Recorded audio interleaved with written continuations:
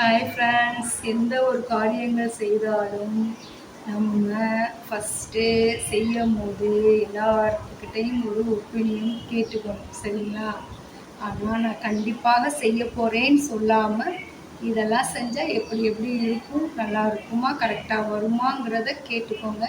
கேட்டுட்டு அதை ஃபைனல் பண்ணி வச்சுக்கோங்க. அதுக்கப்புறம் திடீர்னு நீங்கள் முடிவு எடுங்க. முடிவெடுத்து டக்குன்னு வாங்கிட்டு அதுக்கப்புறம் நீங்கள் எல்லாத்துக்கிட்டையும் சொல்லுங்கள். அது உங்களுக்கு வெற்றி அடையும், சரிங்களா? என்னுடைய வாழ்க்கையில் அப்படி தான் நான் முடிவெடுப்பேன். ஏன்னா நம்ம முன்னாடியே நம்ம எல்லாத்துட்டையும் சொன்னோம்னு வச்சுக்கோங்களேன், அது சில பேர்த்துக்கு தான் ஒத்து வரும், சில பேர்த்துக்கு அது ஒத்து வராது. அதனால் கேட்பேன், ஒப்பீனியன் கேட்பேன், கேட்டு அதை மனசுக்குள்ளே வச்சுக்குவேன். அப்புறம் டக்குன்னு இந்த முடிவு எடுத்து பண்ணுவேன். நம்மளால் முடியும் அப்படின்னு நினச்சா கண்டிப்பாக இந்த முடிவை நம்ம எடுக்கலாம். அதனால தப்பே கிடையாது. எந்த ஒரு நல்ல காரியமும் எந்த ஒரு முடிவும் அதனால என்னுடைய வாழ்க்கையில் அப்படி தான் நான் எடுப்பேன். அப்படி தான் இது வரைக்கும் போய்கிட்டுருக்கு. இனிமேல் அப்படி தான் கடந்து போகும்னு நான் நினைக்கிறேன், சரிங்களா ஃப்ரெண்ட்ஸ்? அதனால நல்லதே நடக்கட்டும், நல்லதை மட்டுமே நினைப்போம், நல்லதை மட்டுமே பேசுவோம், நல்லதை மட்டுமே செயல்படுத்துவோம், நல்ல வழியிலே நம்மளும் போவோம், சரிங்களா? என்னுடைய கொள்கை இதுதான். உங்களுக்கு அந்த கொள்கை பிடிச்சிருந்துச்சி அப்படின்னா ஒரு லைக், ஒரு ஷேர், ஒரு சப்ஸ்கிரைப் பண்ணுங்கள், ஒரு கமெண்ட் பண்ணுங்கள், சரிங்களா? அதாவது வந்து இப்போ நம்ம குழந்தைங்களை நம்ம வளர்க்குறது வந்து ஒரு எப்படி அப்படின்னு பார்த்தீங்கன்னா, நம்ம வீட்டில் 2 குழந்தைங்க, ஒரு குழந்தைங்க இருக்குது அப்படின்னா ஹஸ்பண்ட் ஒய்ஃப் 2 பேரும் என்ன செய்யணும்னா, அந்த குழந்தைங்க முன்னாடி என்றைக்குமே சண்டை போடாதுங்க. அந்த குழந்தைங்க தூங்குகிற டைமோ இல்லை அந்த குழந்தைங்க விளையாடுற டைமோ உங்களுடைய பிரச்சனையை பேசி தீர்த்துக்கோங்க. ஏன்னா அந்த குழந்தைங்க முன்னாடி நீங்கள் சண்டை போட்டீங்க அப்படின்னா அந்த குழந்தைங்க மனசு பாதிக்கப்படும்.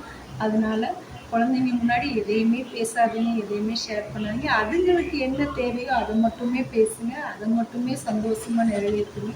இது குழந்தைங்களுடைய மனசை பாதிக்காமல் அவங்கள ஒரு நல்வழிக்கு கொண்டு போய் செல்லுங்கிறது என்னுடைய வேண்டுகோள், சரிங்களா?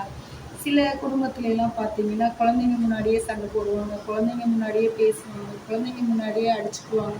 அப்போ அந்த குழந்தைங்க வந்து அதை வெளியிலவே சொல்ல முடியாது, அப்பா அம்மாட்டையும் சொல்ல முடியாது, மனசுக்குள்ளேயே வச்சு அவங்க ரொம்ப வெக்ஸ் ஆகி ரொம்ப ஒரு மாதிரி வேதனைப்படுவாங்க. என்றைக்குமே குழந்தைங்க முன்னாடி சண்டை போடவே கூடாது. இது வந்து நான் வந்து இந்த பதிவோடு நான் உங்கள்கிட்ட சொல்லணும்னு நினச்சேன், அதெல்லாம் சொல்கிறேன், சரிங்களா? சில குடும்பத்துலலாம் அப்படி தான் நடந்துகிட்ருக்கு. புரிஞ்சுக்காமல் ஹஸ்பண்டுக்கு ஒரு புரிதல் இல்லாமலே குழந்தைங்களும் 2 குழந்தைங்களாயிடுது, ஒரு குழந்தைங்களாயிடுது. அந்த குழந்தைங்க முன்னாடி என்ன பேசுகிறோம் என்ன வைக்கிறோன்னு கூட தெரியாது. அவ்வளோ பேசி அவ்வளோ அந்த மனசு அவ்வளோ வேதனைப்படும். இப்போ உள்ள காலம்லாம் முன்ன மாதிரி கிடையாது. இப்போலாம் பார்த்தீங்கன்னா பிள்ளைங்க அட்வான்ஸாகவே வளருது, ரொம்ப விவரமாக இருக்குது, ரொம்ப புரிஞ்சுக்குதுங்க. அப்படிங்கும்போது அப்போ வெளியில் நடக்கிறதையும் பார்க்குதுங்க, நம்ம வீட்டில் நடக்கிறதையும் பார்க்குதுங்க. இப்போ அவங்களுக்குள்ள ஒரு எப்படி சொல்கிறது, அவங்களுக்குள்ள ஒரு மனசில் ஒரு கவலை வந்துடுது. அவங்களாம் நல்லா இருக்காங்க, நம்ம வீட்டில் எந்நேரமும் சண்டை இப்படி வந்துக்கிட்டே இருக்கு, நம்ம அம்மா அப்பா மட்டும் இப்படி சண்டை போடுறாங்களே அவங்க வீட்டில். அப்போது அவங்க சந்தோஷமாக இருக்கிறவங்கள பார்த்து நம்ம பிள்ளைங்க வந்து அந்த குடும்பத்தை பார்த்து ஏங்குங்க. ஐயோ அவங்களாம் நல்லா இருக்காங்க, நம்ம வீட்டில் மட்டும் இவ்வளோ பிரச்சனைகள் வந்துக்கிட்டே இருக்கே அப்படிங்கிறது. அதனால் தயவுசெய்து பிள்ளைங்க முன்னாடி சண்டை போடாதீங்க, பிள்ளைங்க முன்னாடி எதையுமே சவுண்டாக பேசாதீங்க. இப்போ உள்ள பிள்ளைங்க ரொம்ப ப்ரில்லியண்ட்டாக இருக்காங்க. அதாவது அப்போனா அப்பையும் அப்படி தான், இப்பயும் அப்படி தான் இருந்தாலும் அப்போ உள்ள காலத்தில் இவ்வளோ விவரங்கள் கிடையாது. இப்போ பிள்ளைங்க ரொம்ப ஒரு அட்வான்ஸாகவே இருக்குதுங்க. அதனால தான் இந்த பதிவை நான் சொல்லணும்னு நினச்சேன், சொல்லியிருக்கேன். பிள்ளைங்க முன்னாடி எப்போவுமே ஹாப்பியாக இருக்கணும், நம்ம சந்தோஷத்தையும் சொல்லணும், நம்ம கஷ்டத்தையும் சொல்லணும். அதை சொல்கிற விதம்னு ஒன்று இருக்குது, அதுபடி சொல்லுங்கள். அதே மாதிரி என்றைக்குமே குழந்தைங்கள்ட்ட அதட்டி காரியத்தை சாதிக்கவே முடியாது. அன்பால் மட்டும்தான் நம்ம வந்து பிள்ளைங்கள்ட்ட எந்த ஒரு காரியங்களாக இருக்கட்டும் நம்ம ஜெயிக்க முடியும். கோவப்பட்டோ அதட்டியோ டென்ஷனாயோ பிள்ளைங்கக்கிட்ட நம்ம எந்த ஒரு காரியங்களையும் ஜெயிக்க முடியாது. அன்பு மட்டும்தான் பிள்ளைங்க கூட நம்மளைய நல்ல வழிக்கு பிள்ளைகளை கொண்டு போய் சேரும், சரிங்களா? இந்த வீடியோ உங்களுக்கு பிடிச்சிருந்துச்சுன்னா ஒரு லைக் பண்ணுங்க. பாய்.